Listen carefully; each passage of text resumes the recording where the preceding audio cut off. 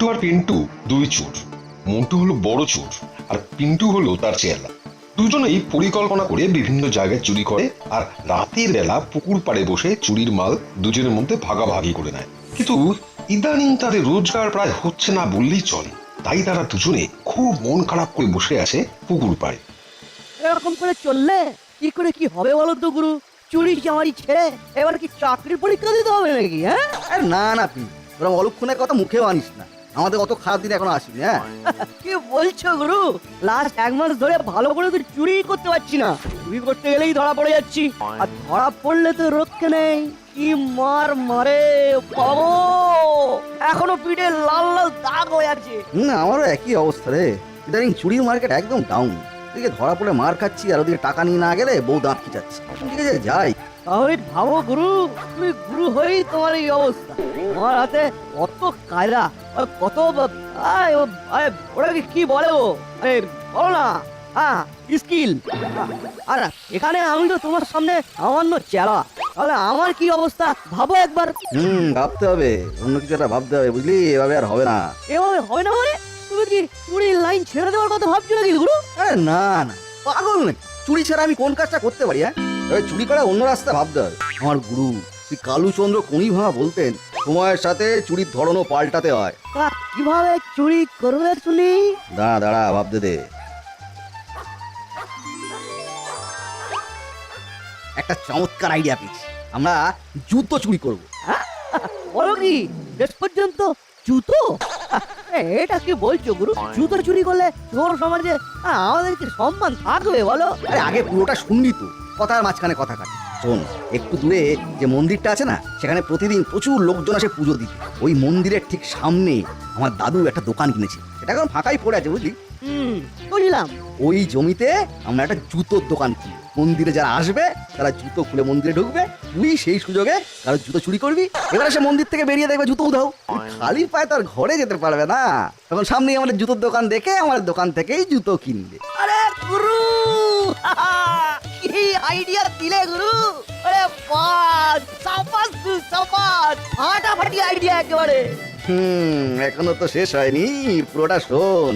যে জুতোগুলো তুই চুরি করবি সেগুলোকেই পালিশ করে আবার আমরা আমাদের দোকানেই বেচবো, যাকে বলে একেবারে ডবল লাভ। গুরু গুরু, তোমার পাটা একটু বাড়িয়ে দাও গুরু, একটু তুলো নি। থাক থাক, ওসবের দরকার নেই। তাহলে কালকেই কয়েকটা জুতো কিনে দোকান সাজিয়ে বসবো। কাল থেকেই আমাদের কাজ শুরু।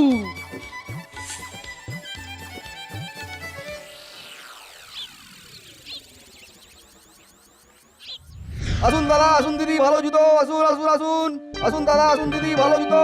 আসুন আসুন, নিয়ে যান বিভিন্ন রকমের জুতো, দেশি বিদেশি বিভিন্ন রকমের জুতো আছে, ছোট বড় সব রকম জুতো আছে। আসুন দাদা, আসুন দিদি।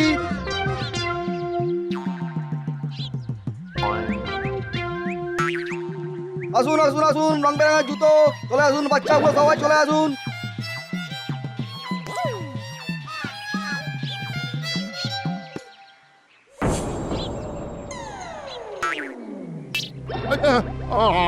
আমার জুতোটা কোথায় গেল? এখানেই তো খুলে রেখেছিলাম।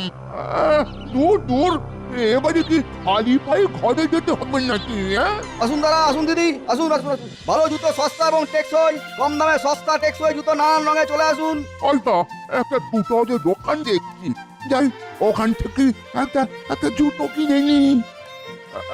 এই যে এই যে ভাই, একটা জুতো দাও তো। আমার জুতোটা মন্দিরের বাইরে থেকে চুরি হয়ে গেল। তাই নাকি? এ বাবা, আর বলবেন না। আজকাল চোরের উপদ্রব এত বেড়ে গেছে না যে কি বলবো। এই নিন। এইটা এইটা বেশ মানিয়েছে। তা তা কত দেব? 300 টাকা অনলি।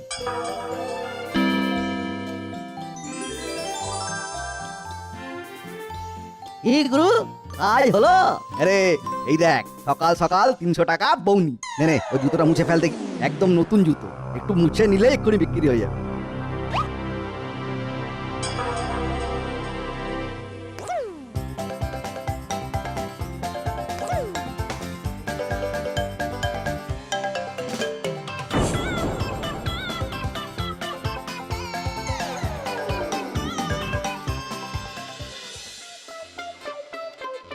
এই নিন দাদা, একদম লেটেস্ট আইটেম, এই মাত্রই আমার দোকানে এলো।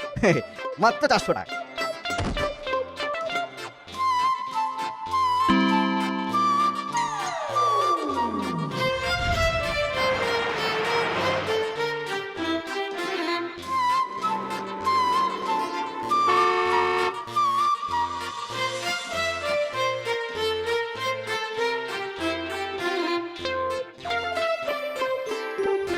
কি গো, সকাল সকাল কোথায় গিয়েছিলে বলো তো? আজ না আমাদের বিবাহ বার্ষিকী। মন্দিরে যাবে না? যাবো তো। যাবেই যদি, তাহলে সকাল থেকে টিকিট দেখা নেই কেন? আমি তো ভাবলুম আমার কর্তাটি বোধহয় বিবাহ বার্ষিকীর বোঝা কাঁধ থেকে ফেলে দিয়ে চুপি চুপি একা একা ঘুরতে বেরিয়ে গেল। বেরিয়ে ফিরে এসে বলবে, ও মা, আমি তো একদম ভুলে গিয়েছিলুম।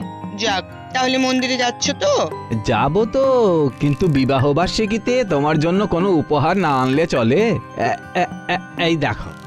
ও মা, এই জুতোটা? এটা তো অনেক দাম।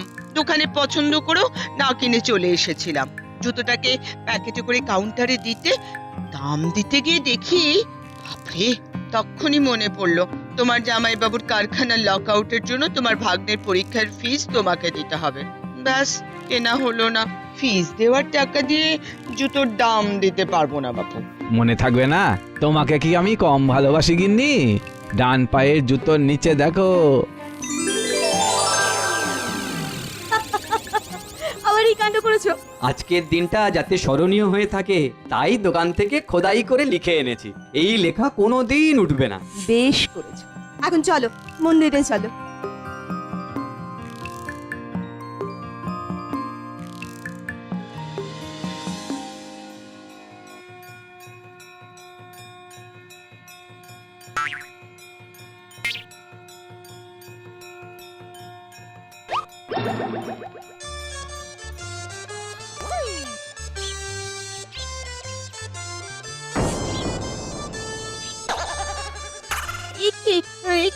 আমার নতুন জুতোটা কোথায় গেল?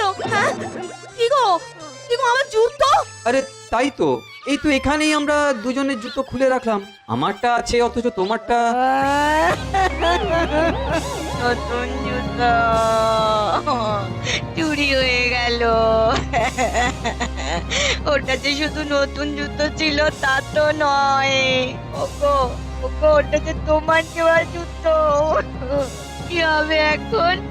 ওটা আর ফেরত পাওয়া যাবে না। কেন না? চলো না, এই তো সামনেই জুতোর দোকান, ওখান থেকে তোমাকে আরেকটা জুতো কিনে দিচ্ছি, সেটা পরেই ঘরে চলো।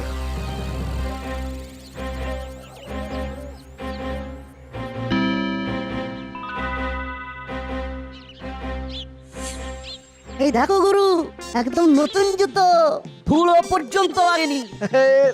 কিন্তু সাব্বাস, রেখে দে, সুযোগ বুঝে চড়া দামে বেচে দেবো।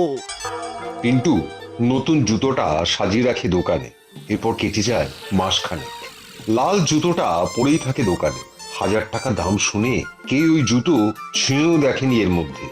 রোজ এত জুতো চুরি আর বিক্রি হয় যে মন্টু আর পিন্টুর পক্ষে সকল জুতোর মালিকের মুখ মনে রাখা সম্ভব নয়।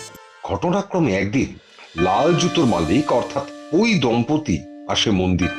তারা জুতো খুলে মন্দিরে ঢোকে এবং স্বাভাবিকভাবেই পিন্টু ওই মহিলার জুতো চুরি করে।